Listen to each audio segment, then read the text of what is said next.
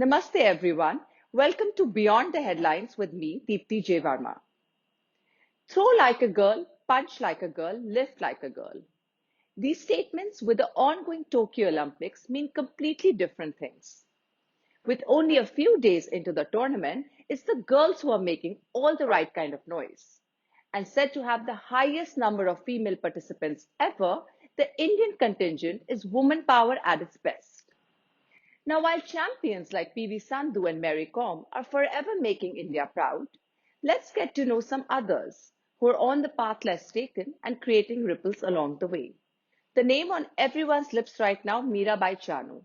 This weightlifter, who won after a gap of 21 years at the Olympics, is only the second weightlifter from India after Karnam Malleshwari to secure a win at the coveted event. Her story is equal parts interesting and inspiring. Born 20 kilometers away from Imphal in a village called Nongpok Kakching, Mirabai comes from a family that has no background in sports. Her father was a government employee while her mother sold samosas on the street. Among four sisters and two brothers, she is the only one to have pursued sports professionally. Her family used to cook food on a traditional chula, where firewood was required. Even when she was young, she could lift more firewood than her brother, and that was probably her first cue to lift. She went to Imphal to first learn archery, but then came across clippings of Kunj Rani Devi, an Indian weightlifter from Manipur, and felt inspired. She began her coaching under Anita Chanu, 22 kilometers away from her home, and reaching there every day at 6 a.m. And the rest, as they say, is history. Saber fencer Bhavani Devi was born in Chennai, Tamil Nadu. Her father is a temple priest, while her mother is a homemaker. Since the age of 10, she was drawn to sports, but it was at Muruga Dhanushkodi Girls Higher Secondary School that she was introduced to one of the least talked about sports in India, fencing. She started to take interest in the discipline, and it soon became a passion with her. So much so that after appearing in her higher secondary exams, Devi decided to join SAI, Sports Authority of India in Kerala, to further work on her fencing skills. Her first international appearance in Turkey was not a fruitful one, as she was shown a black card for being late by 3 minutes. But she was not to be deterred. Devi is not only the first Indian fencer to book an Olympics berth, but she has a couple of more firsts to her name. She was the first Indian to bag a silver medal at the 2014 Asian Championships under 23 category and also etched her name in history by becoming the first Indian to win a gold medal at the Senior Commonwealth Fencing Championship in Canberra in the sabre event in 2019. Fencing, in which India has limited expertise, compelled the 24-year to set up base in Italy, sending expenses soaring exponentially. Her father once told reporters, yes, her mother has sold jewelry, taken loans from banks, and pleaded with bureaucrats. Bhavani's uncles and siblings have had to chip in and ask for crowdfunding. Now, fencing has regal origins in Europe, with each country boasting its own style. It's also taken a while to ignore the prejudice that the mostly European judges would subtly pour on Asian fencers. Italy has also brought changes in her life. She's laughingly said in an interview once, no one speaks English, but I've adapted here. It's fitness in the morning, fencing in the evening, and more of pasta carbonara on weekends. We wish her more pasta and success in the future. Pooja Rani, the 30-year-old no-fuss boxer from Haryana, is a two-time Asian champion and continues a good run at Tokyo. As a teenager, Rani had started boxing without telling her parents, who did not want her to be in a fighting sport. At that time, her coach in Bhiwani, Sanjay Shiran, had worked tirelessly to convince her parents to allow her to continue. Pooja hails from Nimri Valley village of Haryana state's Bhiwani district, considered to be a sports cradle in India. It took her a year to find the courage to join the Hava Singh Boxing Academy in her town and still kept it a secret from her father, whom she knew would disapprove.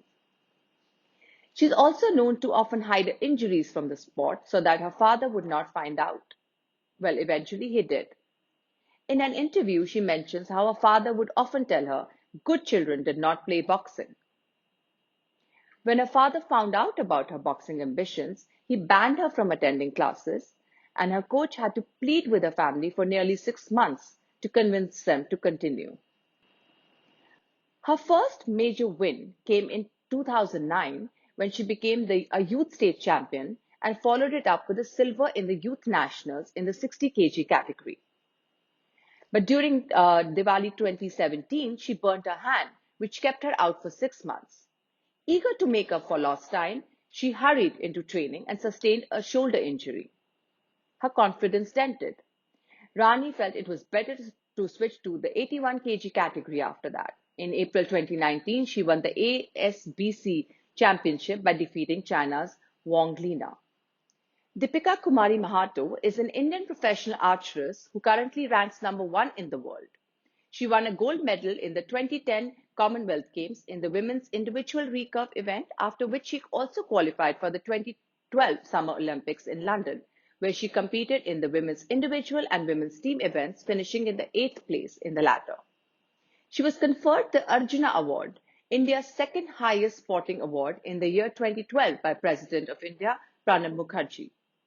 In February 2014, she was honored with FICCI Sportsperson of the Year award, and the Government of India awarded her the civilian honor of the Padma Shri in 2016. She continues to shine and making India proud. Anu Rani, an Indian javelin thrower from Bahadurpur, Meerut, Uttar Pradesh, holds the Indian national record in javelin throw. She smashed her own national record during the qualification round of the World Athletics Championships. Born on 28 August 1992 in an agricultural family in Bahadurpur village in UP, her talent was first identified by her brother, who noticed her upper body strength during a cricket game. He began to train her by asking her to hurl sugarcane sticks in an empty field. Anu's first javelin stick was one that she crafted herself from a long piece of bamboo because she couldn't afford a real one. Her brother later began to pay for her training as well, despite her father's disapproval at girls pursuing sports. He finally came around to supporting Anu's talent after she proved herself by breaking the national record in 2014, and now supports her ambition. While these are some of our favorite stories from the ongoing Olympics, what's a sporting event without true sportsmanship? Sport icons are often perceived as the purest form of celebrity, as they stand for everything right. Women athletes at the Tokyo 2020 Olympics are doing just that, successfully passing some hurdles, making larger social and political statements, and coming out on tops. Johanne Defay of France has been seen fighting for pay disparity and casual sexism in the sport of surfing. German gymnasts have been seen ditching their bikini-cut leotards in favor of more coverage. For feminists, it has been empowering to see people around the world rally around women Olympic athletes who are boldly taking a stand against blatant sexism and misogyny in sports. There are some making political statements as well. Costa Rican gymnast Luciana Alvarado ended her floor routine in Olympic qualifying on one knee, her head back, and her right fist thrust straight into the air. Now, the 18-year-old said the closing of her routine was choreographed in homage to the Black Lives Matter movement that spread around the world after George Floyd was killed by police in Minneapolis last summer. Though the IOC has implemented rules to try to limit actions by athletes, but Alvarado's gesture, incorporated into her artistic routine, is unlikely to trigger repercussions. The Tokyo Olympics has already become a ground for shattering many gender and race issues. Racism, sexism, political statements, pay parity, etc. And our own girls are also standing for many of these issues and silently becoming poster girls for the hurdles they have crossed. Mirabai Chanu, for example, has unknowingly become a poster girl for fighting casual racism back home. Actress Tuska Chopra posted a picture of another Asian sportsperson instead of Chanu, congratulating her. This has turned into a social media movement for recognition of our Northeastern people and their sporting abilities.